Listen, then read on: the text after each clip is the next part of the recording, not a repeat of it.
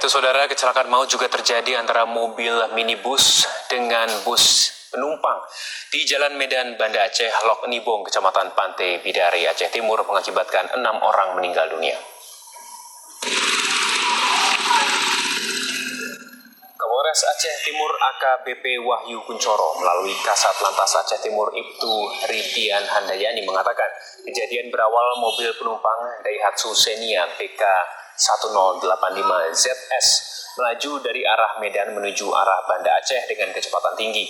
Sedangkan bus Atlas BL 7555G yang dikemudikan oleh Ramli Saleh 49 tahun, supir melaju dari arah yang sama berada di depan Daihatsu Xenia BK 1085ZS. Sedangkan mobil bus Simpati Star BL 776AA yang dikemudikan oleh Yusnadi melaju dari arah berlawanan, yaitu arah Banda Aceh menuju arah Medan.